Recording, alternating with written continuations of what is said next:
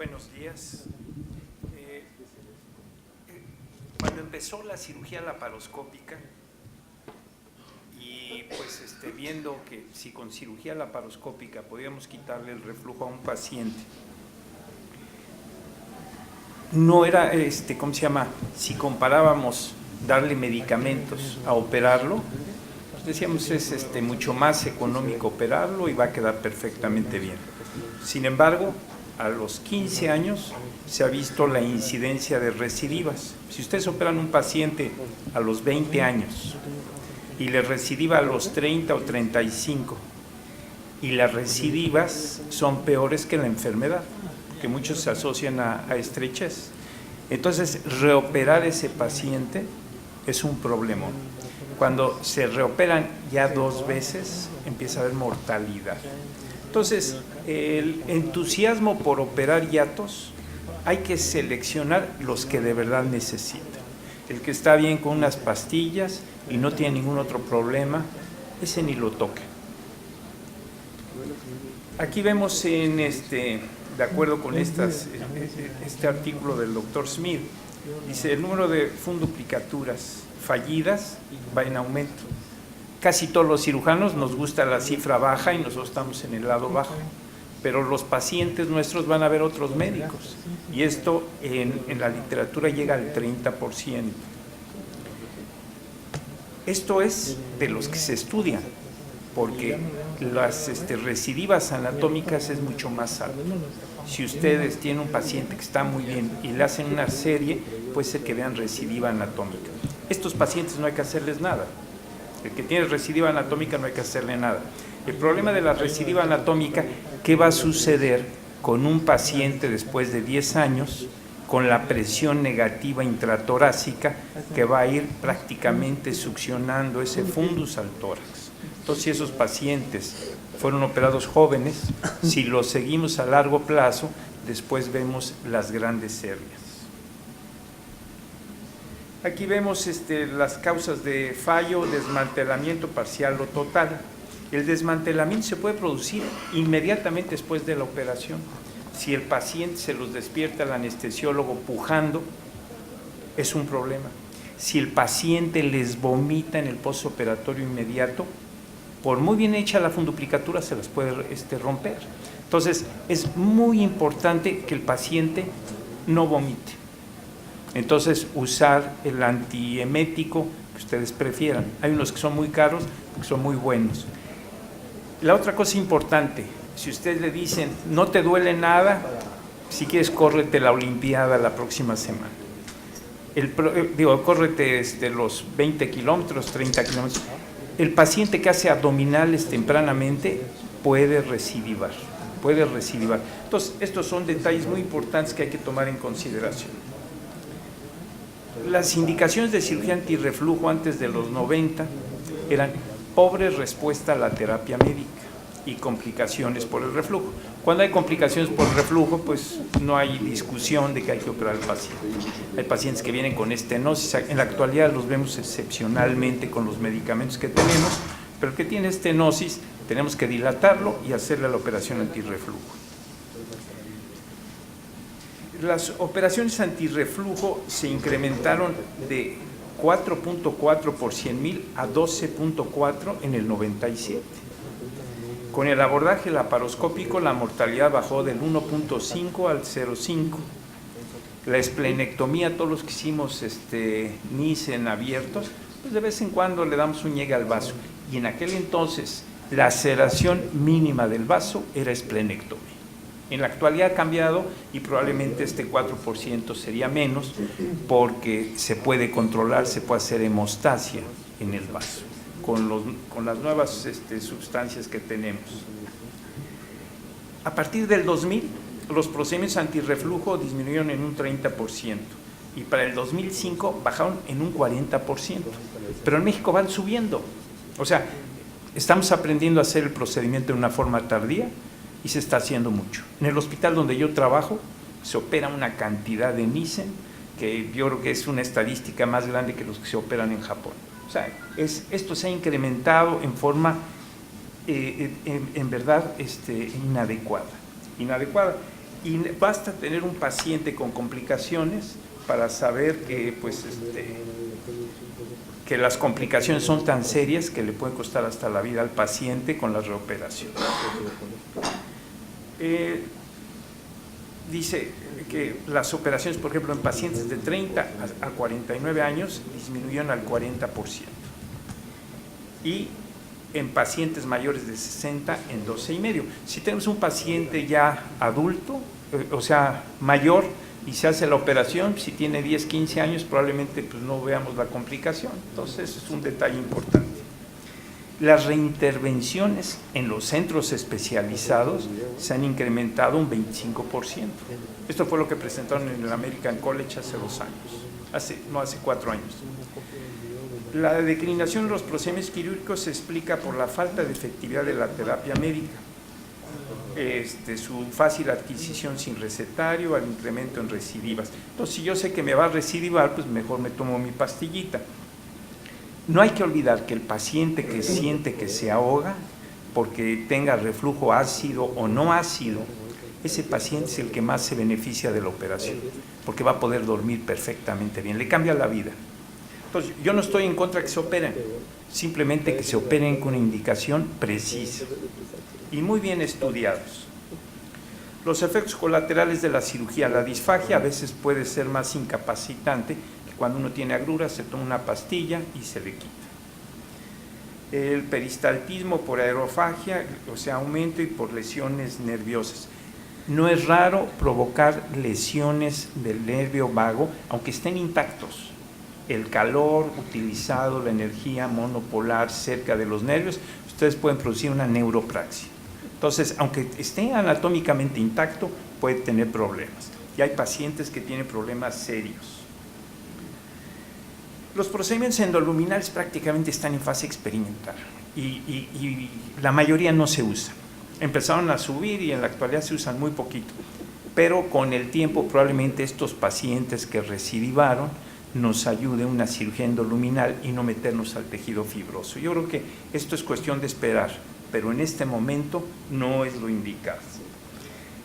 Paciente que presentó el doctor Kleinfinger, los pacientes muy obesos con reflujo, esos se curan haciéndoles una derivación, o sea, un bypass, porque dejan desfuncionalizada la zona. La mayoría de los pacientes que bajan 20 kilos, 30 kilos, se les quita el reflujo. Entonces, esos pacientes no los operan. Hacer una operación de Nissen es inadecuado porque además van a hacer más difícil la operación de bypass. Y además la operación es bastante más difícil, no es un día de campo. Y si van a operar a un paciente gordo, es importante que lo sometan a una dieta para reducir el tamaño del hígado. ¿Y cómo se reduce el tamaño del hígado? Quitando carbohidratos. Quitan completamente dieta a base de proteínas, el hígado se hace durito y pueden trabajar mejor. Entonces, son detalles que yo creo que vale la pena que los conserven. Todo lo demás pues, lo leen en todos los artículos. Bueno, la evaluación preoperatoria. Estos pacientes todos deben de tener trago de hidrosoluble. No de hidrosoluble, de bario. Necesitamos ver cómo está anatómicamente ese esófago. La endoscopía es obligatoria, la motilidad igual. En la actualidad se está combinando la pH-metría con impedancia, porque el paciente puede tener episodios de reflujo no ácidos y estos los vamos a determinar por medio de impedancia. El vaciamiento gástrico es importantísimo. Si no vacía bien el estómago y le hace una funduplicatura, les va peor. O sea, por un lado no vacía, por el otro lado está cerrado. Los hallazgos operatorios, puede haber estenosis de la crura. Cuando hay estenosis de la crura, las dilataciones no sirven, no pierdan su tiempo. Ese paciente hay que operarlo. Funduplicatura herniada, apretada, etc. Las mallas si tiene usted un esófago de más de 6 centímetros de diámetro, si no ponen malla va a recidivar, pero si ponen malla y la ponen inadecuadamente, van a tener problemas. Con las mallas se produce fibrosis, estenosis y las complicaciones. Un paciente operado con malla a veces requieren resecciones esófago-gástricas. Entonces, es muy importante que todo esto lo tengan en consideración. Desde el punto de vista les voy a presentar algunos detalles de la anatomía quirúrgica del hiato, algunos detalles importantes. Aquí vemos pues una hernia pequeña, no es una hernia grande. Aquí van a ir los nervios si los cortamos y el nervio de la target que viene bajando en este sitio. Si cortamos, por ejemplo, como en este caso, estos nervios, sabemos de que se va a incrementar la patología vesicular en un 10 a 15%. Recordar que la aorta en pacientes delgados, ahí la tenemos, y del otro lado del pilar está la cava. Si ustedes disecan a un lado del pilar, se pueden meter en la cava y ya hay casos de mortalidad por lesiones de cava. Si ustedes disecan en la porción alta, pueden hacer un neumo. Y aquí es el único paciente que le hicimos una apertura a la pleura, y véanla a este nivel, que prácticamente nadie la describe, pero sucede. En estos casos lo único que se hace es que inflan el pulmón y cuando cierran ustedes el pilar, se cierra el defecto. Identificación de los dos pilares. Si ustedes se pegan al pilar y hacen la disección, difícilmente van a perforar el estómago. La otra cosa importante es que esta zona del fundus la disequen bien. Si ustedes disecan esto, va a poder rotar. Ustedes pueden cortar los vasos cortos, pero si no rotan esto, no les va a dar bien. La otra cosa importante, la preservación de los nervios. El nervio posterior, ambos nervios, lo ideal es que queden en la funduplicatura. Si ustedes tienen que reoperar ese paciente, en esa forma no tendrán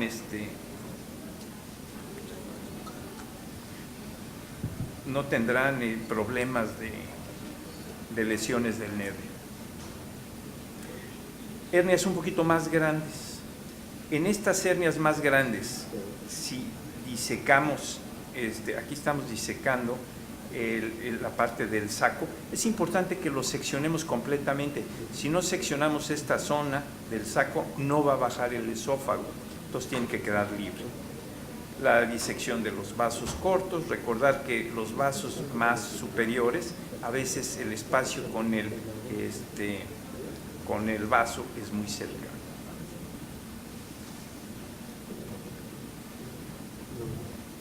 Por cosa del tiempo me voy a pasar a otro caso. Esta es una paciente del sexo femenino. En ocasiones pues tenía historia de reflujo de 10 años de evolución y se programó para una cirugía. A veces van a encontrar algunos cambios, variantes anatómicas que es importante preservar los vasos.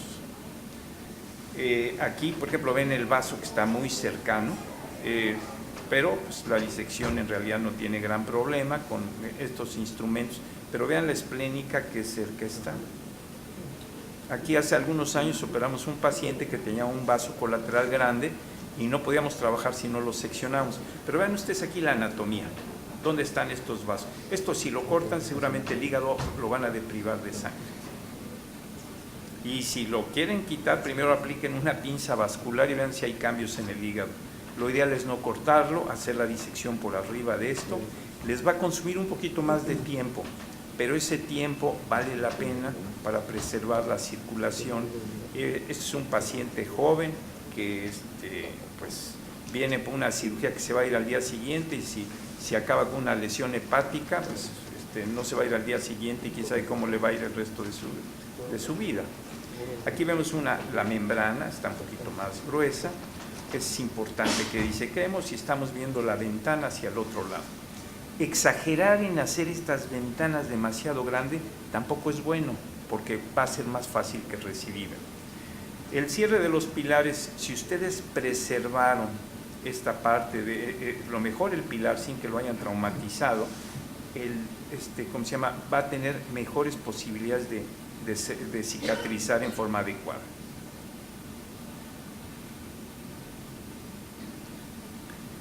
Aquí no sé por qué se está parando. Una vez que está cerrado, también recuerden que en esta zona se va a dilatar un poco, entonces si lo cierran hermético como las hernias donde pasa nada más sangre y espermatozoides en el hombre, pero aquí pasa el alimento y se tiene que dilatar. Entonces, si no le dan espacio para que se dilate, pues es un problema. Yo he visto que algunos cirujanos ponen puntos tomando el esófago espesor total. El problema es de que si el punto está dentro, después pueden erosionar y pueden tener problemas. Entonces, es importante que no tomen el espesor total. Una vez que se pasa el hilo, en lugar de traccionar, le quitamos tensión al hilo y entonces va a correr muy fácil y no va a desgarrar. Aquí estamos poniendo con puntos. Les voy a pasar completa la operación porque nosotros ponemos un puntito en la parte superior. Aquí es importante que no vayan a tomar los vasos que ya habíamos preservado. Si toman el ramo ascendente probablemente no pase nada, pero pues mejor dejarlo completo. Una vez que se hace la funduplicatura, si ustedes hacen funduplicaturas muy largas van a tener disfagia. Si es demasiado holgada, que le pueden dar 2 vueltas al estómago, es probable que se hernie más fácil. Aquí este punto donde estamos fijando parte del fundus a la parte del pilar, cerramos prácticamente esta zona y a veces también hacemos una gastropexia posterior. Esto es como queda con un pedacito de más en este segmento de fundus fijado. La herniación paraesofágica aguda, un paciente que puja y que se le mete el estómago, o sea, al principio tenía una hernia chiquita. Aquí se hacen se hacen unas hernias gigantescas, entonces ese paciente hay que reoperarlo de inmediato, es relativamente fácil hacerlo. Este es un caso interesante. Es un paciente que nos llega con este video, muchacho joven, operado, día 17, no puede tragar saliva, ha bajado de peso. Vemos la operación, vieron ustedes que el estómago pasaba fácilmente, sin embargo esto es lo que tiene, está completamente obstruido. Para que pase esta columna de bario tarda varios minutos. Ven que tiene saliva. Entonces es un paciente que está en el día 17 más o menos. Ven ustedes los pliegues que se ven que están torcidos y pues hay que reoperar. O sea, no tiene una otra opción para estos pacientes. Esta es la reoperación que nosotros hicimos. Tenemos otro equipo, se ve un poco diferente, pero vean al día 17 cómo están ya las adherencias. Ya se empiezan a formar adherencias. El Barrett viene siendo aproximadamente el 0.3 de todas las endoscopías realizadas. En los pacientes que tienen reflujo, que son referidos por reflujo, y aproximadamente es del 3%. Y en los pacientes en que el endoscopista ve esofagitis, porque eso es otra discusión, solamente llega aproximadamente al 7% del Barrett, pero ya cuando el endoscopista ve esofagitis. Entonces eso de que el paciente que tiene regurgitaciones tiene hasta el 12 o 15% de Barrett es una mentira que se ha venido repitiendo muchas veces.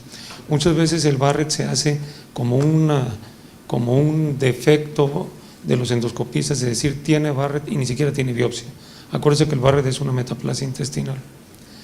Respecto a las cuestiones endoscópicas intraluminales para el reflujo gastroesofágico, para la corrección de la hernia yatal y todo lo que nos presentaron desde las primeras inyecciones de gel y de las bolitas aquellas y en fin, de todo.